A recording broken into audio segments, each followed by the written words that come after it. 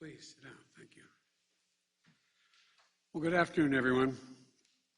I know you're hearing a lot about something called supply chains and how hard it is to get a range of things from a toaster to sneakers to bicycles to bedroom furniture. And that's why back in February, I signed a piece of legislation on supply chain, an executive order on supply chains, and we had to move on it. And with the holidays coming up, you might be wondering if gifts you plan to buy will arrive on time. Well, let me explain. Supply chains essentially mean how we make things and how the material and parts get delivered to a factory, so we can manufacture things and manufacture them here. How we move things, how a finished product moves from a factory to a store to your home. And today we have an important announcement that will get things you buy to the shelves faster. I'm joined by the Executive Director of the Ports of Los Angeles and Long Beach, Gene Soroka, and Mario Cordono. I apologize, Mario. And the President of the International Longshoremen's Union, Willie Adams.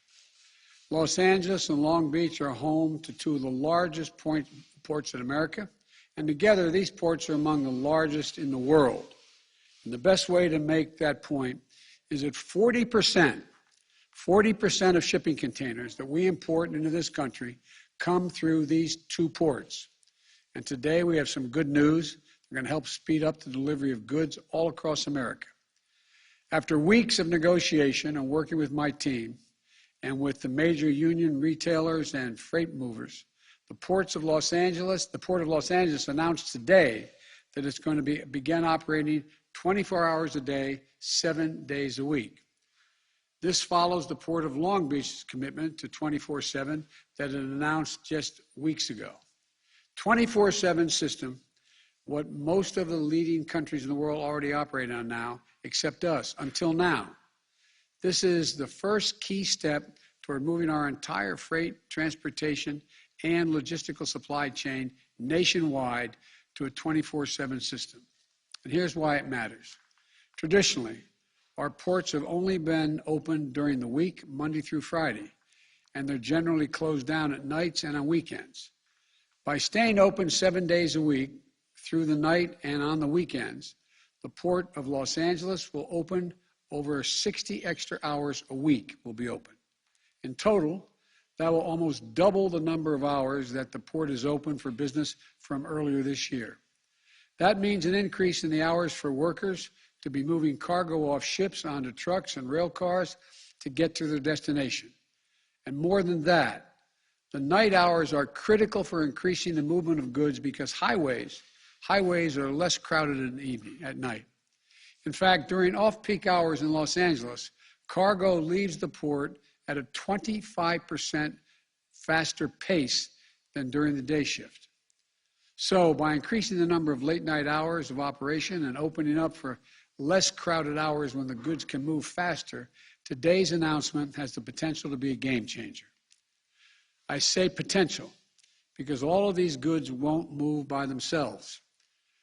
For the positive impact to be felt all across the country and by all of you at home, we need major retailers who ordered the goods and the freight movers who take the goods from the ships to factories and to stores to step up as well. These private sector companies are the ones that hire the trucks and rail cars and move the goods. On this score, we have some good news to report as well. Today, Walmart, our nation's largest retailer, is committing to go all in on moving its products 24/7 from the ports to their stores nationwide. Specifically, Walmart is committing as much as a 50% increase in the use of off-peak hours over the next several weeks. Additionally, FedEx and UPS, two of our nation's biggest freight movers, are committing today to significantly increase the amount of goods they're moving at night. FedEx and UPS are the shippers for some of our nation's largest stores, but they also ship for tens of thousands of small businesses all across America. Their commitment to go all in on 24/7 operations means that businesses of all sizes will get their goods on shelves faster and more reliably. Accordingly, according to one estimate, together, FedEx and UPS alone move up to 40% of packages in America, up to 40%. And other companies are stepping up as well. They include Target, Home Depot, and Samsung, that have all committed to ramp up their activities to utilize off-peak hours at the ports. So, the commitments being made today are a sign of major progress in moving goods from manufacturers to a store or to your front door. I want to thank my supply chain disruption task force, which we set up in June, led by Secretaries Buttigieg, Raimondo, and Vilsack, and by my Director of National Economic Council, Brian Deese. I want to thank them for their leadership. And I especially want to thank Joe Porcari. I think Joe's done one heck of a job, my special envoy specifically on ports, who's been working this issue with all the stakeholders for the past several weeks. I also want to thank the port directors. I want to thank Gene and Mario again, and the mayors of Los Angeles and Long Beach, Mayor Garcetti and Mayor Garcia, for their leadership. And I think the private companies that are stepping up, I want to thank them, but I particularly want to thank labor. Willie Adams of the Longshoremen and Warehouses Union, who is here today, the Teamsters, the rail unions from the Brotherhood of Railroad Signalmen, and the International Association of Machinists, to the American Train Dispatchers Association, to Sheet Metal, Air, and Rail, and Transportation Workers Union, known as SMART. I want to be clear. This is across-the-board commitment to going to 24/7. This is a big first step in speeding up the movement of materials and goods through our supply chain. But now we need the rest of the private sector chain to step up as well. This is not called a supply chain for nothing. This means that terminal operators, railways, trucking companies, shippers, and other retailers as well. Strengthening our supply chain will continue to be my team's focus. If federal support is needed, I will direct all appropriate action. And if the private sector doesn't step up, we're going to call them out and ask them to act.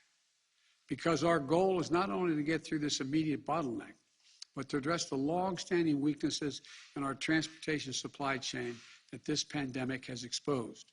I might add, parenthetically, one of the reasons why I think it's very important that we get the infrastructure plan passed, my infrastructure plan. And that supply chain system is almost entirely in the hands of private business. The world has changed. Prior to the crisis, we cheered the focus on lean, efficient supply chains, leaving no buffer or margin for error when it comes to certain parts arriving just in time is needed to make a final product. Our administration, Barack and ours, that's where it was just in time was the focus. We didn't have a pandemic and other things at the time. We need to take a longer view, though, that invest in building greater resilience to withstand the kinds of shocks we've seen over and over, year in and year out, whether it's the pandemic, extreme weather, climate change, cyber attacks, or other disruptions.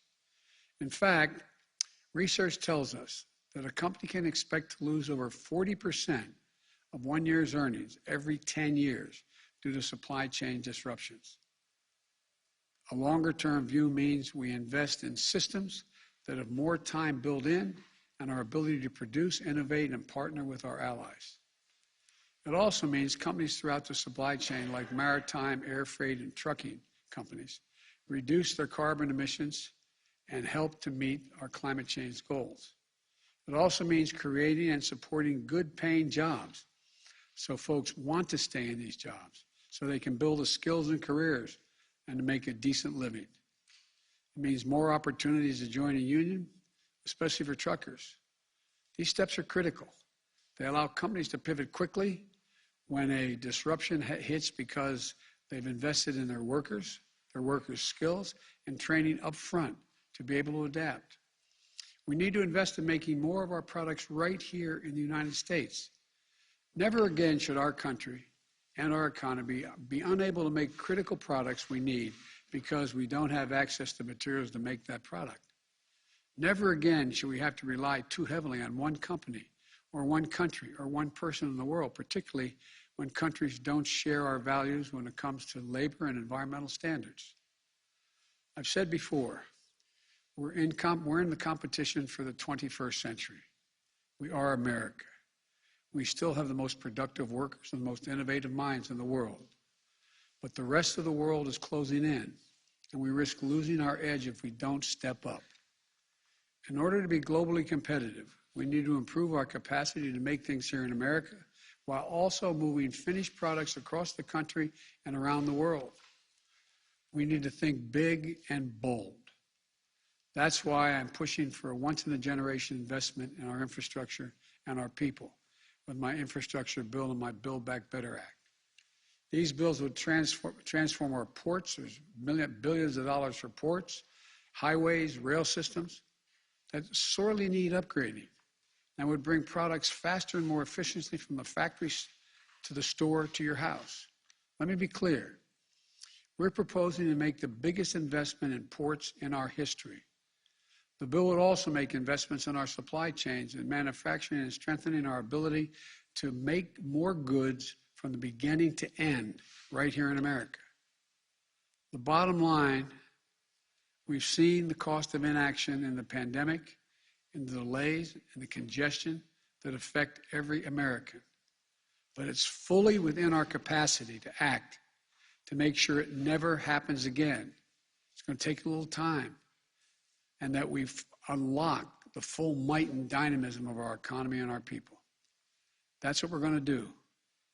God bless you all, and may God bless the longshoremen, rail workers, truckers, and all the workers who are keeping our economy going. May God protect our troops. Thank you all so very much.